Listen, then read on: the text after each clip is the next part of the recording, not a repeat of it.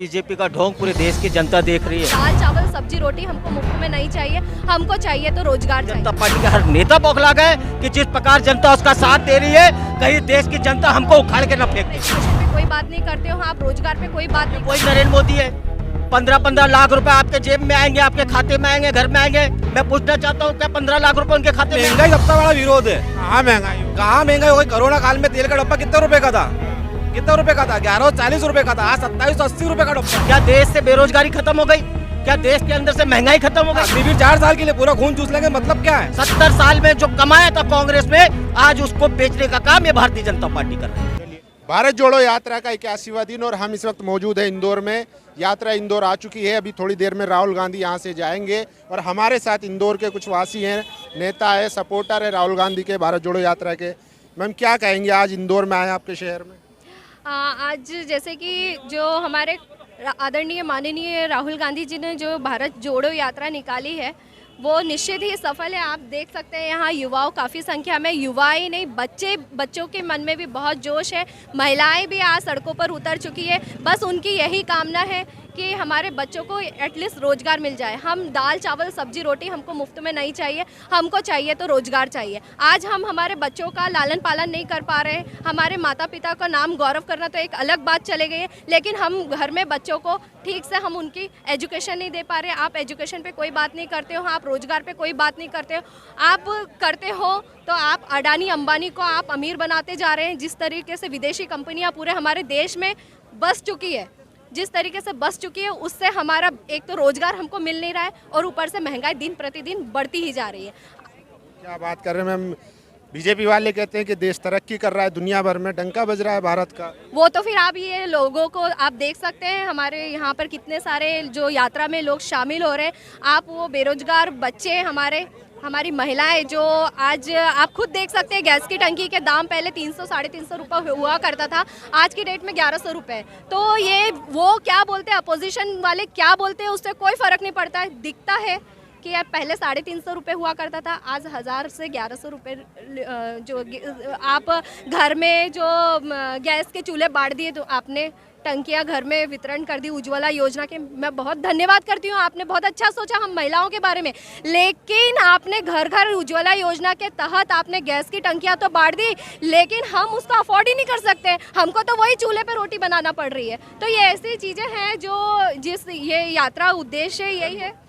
प्रधानमंत्री कहते हैं लाल किले से कि महिलाओं का बहुत सम्मान है, सुरक्षा बढ़ी है। वो तो आप देख सकते हैं कि मध्य प्रदेश में जो आज मध्य प्रदेश आज पूरे देश में नंबर 1 पर है सिर्फ महिला उत्पीड़न में। आप उसके आंकड़े हाँ, महिला सुरक्षित। मैं नहीं बोलती, आप तो खुद न्यूज़पेपर पढ़ते हैं, आप मीडिया खुद सामने है, आप खुद छापते हो कि मध्य प्रदेश नंबर 1 पर है आज की डेट में महिला उत्पीड़न में। तो ये सबको दिखता है। गृह मंत्री कहते हैं कि महिलाएं रात को 12 बजे भी अगर गहने पहनकर निकलती है कोई दिक्कत नहीं है, जब से बीजेपी की सरकार आई है। आप देख रहे हैं कि आज मैं खुद एक महिला हूँ, और आप अपनी बच्ची को, बहनों को आप रात में भेजना, आप खुद समझदार हो, आप नहीं भेज सकते हो, क्योंकि रेप केस, बलात्कार केस इतने बढ़ते जा रहे हैं और हम अकेले जाने में सेफ्टी महसूस नहीं करते। क्या कहेंगे? राहुल गांधी को धमकी मिली थी एक चिट्ठी के जरिए, उस पर क्या कहेंगे आप? ये जो लोग बौखलाए हुए हैं, जो बोलते थे माननीय राहुल गांधी जी को, जो बहुत सोचते थे कि वो कुछ अच्छा नहीं कर सकते, देश नहीं चला सकते हैं, वो जो लोग ऐसा चीज़ें बोलते थे, आज वो लोग ही बौखलाए हुए हैं कि उस इंसान ने आज पूरे देश भर में पूरा हलचल हो गया है। तो आप खुद ही देख सकते हैं कि जिस तरीके से हमारे पूरा देश, मध्य प्रदेश में ही नहीं, जहाँ जहाँ से हमारी रैली निकली है अपने कन्याकुमारी से, और अभी आगे तो और बाकी है, आप, और ये तो ट्रेलर है, अभी पूरी पिक्चर बाकी है। चलिए सर, बीजेपी कह रही है राहुल गांधी जी ढोंग कर रहे हैं हिंदू बनने का।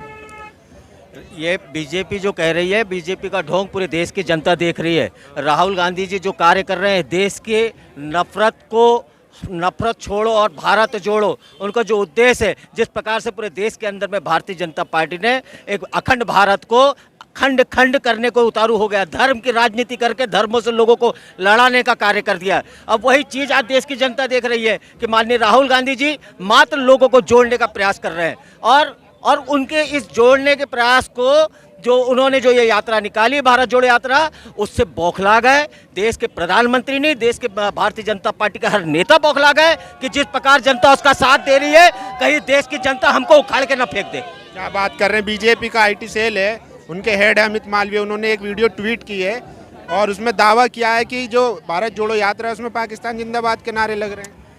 इनके दावे तो मैं पूछना चाहता हूं, चाहे नरेंद्र मोदी से लेके इनके आईटी सेल के उन नेताओं से पूछना चाहता हूं कि ये वही नरेंद्र मोदी है? 15-15 लाख रुपए आपके जेब में आएंगे, आपके खाते में आएंगे, घर में आएंगे। मैं पूछना चाहता हूं, क्या 15 लाख रुपए उनके खाते में आ गए? क्या देश से बेरोजगारी खत्म हो गई? क्या देश के अंदर से महंगाई खत्म हो गई? जिस महंगाई के मुद्दे को लेकर देश की जनता को गुमराह किया गया, इस देश की जनता को बरगलाया गया, आज वो देश की जनता देख रही है। 300 रुपए में जो मिलने वाली गैस के सिलेंडर 1100 रुपए में पहुंच गए, 45 रुपए 55 रुपए में जो पेट्रोल मिला करता था। और यही देश के भारतीय जनता पार्टी के नेता, यही अमित शाह और यही नरेंद्र मोदी महंगाई को दूर करेंगे और ये बोला करते थे। तो उनके आज महंगाई उनके आने के बाद दिन प्रतिदिन बढ़ते जा रही है। ये सिर्फ झूठ बोलने का काम करते हैं, जनता को बरगलाने का काम करते हैं, जनता को गुमराह करने का काम करते हैं। वो तो कह रहे हैं कि पिछले 70 सालों में जो कांग्रेस का पाप था उसको अभी टाइम लगेगा, 8 ही साल तो हमें थोड़ा टाइम दीजिए। 70 सालों में जो कांग्रेस के राज में देश ने जो तरक्की की थी, आज 8 सालों के अंदर में ये नरेंद्र मोदी जी और ये भारतीय जनता पार्टी की सरकार उसको बेचने का काम कर रही है। सारी सरकारी कंपनियों को बेचने का काम कर रही है, चाहे वो BSNL का मामला हो, चाहे रेलवे का मामला हो, सबको निजीकरण के माध्यम से अडानी और अंबानी बड़े उद्योगपति और ये विदेशी कंपनियों को ये कंपनी बेचने का काम कर रही है। 70 साल में जो कमाया था कांग्रेस में, आज उसको बेचने का काम ये भारतीय जनता पार्टी कर रही है। चलिए, महंगाई सबसे बड़ा विरोध है। कहाँ महंगाई हो? कहाँ महंगाई हो गई? कोरोना काल में तेल का डब्बा कितने रुपए का था? कितने रुपए का था? 1140 रुपए का था, आज 2780 रुपए का डब्बा है। पहले नहीं था महंगाई? कहाँ था महंगाई? मोदी जी तो कह रहे हैं कांग्रेस के टाइम में था। मोदी जी कब से बने प्रधानमंत्री? आज 8 साल हो गए। जैसे पुलिस की भर्ती निकली है, सरकारी वैकेंसी कोई से निकली है? नहीं निकली है। अग्निवीर निकाली है ना। तो अग्निवीर 4 साल के लिए पूरा खून चूस लेंगे, मतलब क्या है? देश को नौजवान सेना चाहिए, तो नौजवानों को 4 साल अगर आपको 4 साल बोल देंगे आपको नौकरी करो, उसके बाद आपको कोई गोली लग गई, उसके बाद बोला है ना हम अपने दफ्तर के बाहर गार्ड बनाएंगे। तो भैया मर गया आदमी क्या करोगे आप? मर गया आदमी क्या करोगे? गोली लग गया, अग्निवीर वहाँ बॉर्डर पे लग गई गोली, तो क्या करोगे आप? तो देश के लिए इतना तो कर ही सकते हैं। देश के लिए करे तो भैया 16 साल की सर्विस है, आप 4 साल कर रहे हो, उसके बाद क्या प्रॉफिट है? कुछ नहीं है, क्या है उससे? कुछ नहीं है। क्या है उससे? बताओ ना, आप ही बताओ मुझे क्या है उससे। मोदी जी से बतलाओ क्या है, मोदी जी से पूछ लो क्या है। वो तो प्रचार कर रहे हैं कि तमाम जो है बहुत बड़ी अच्छी योजना है, सेना को युवा बनाने की योजना है। सब देख लिया, लाखों करोड़ों फॉर्म आ रहे हैं। रेलवे पूरा ठेके में दे दिया, बिजली ऑफिस पूरा ठेके में दे दिया, गवर्नमेंट पूरे ठेके में दे दी। कहाँ है युवाओं को रोजगार? बतलाओ ना आप, कुछ है रोजगार? रोजगार नहीं है। नहीं है। क्या लगता है राहुल गांधी आएंगे खत्म हो जाएगा? सबसे बड़ा मुद्दा है महंगाई। आज बच्चों की फीस कितनी है?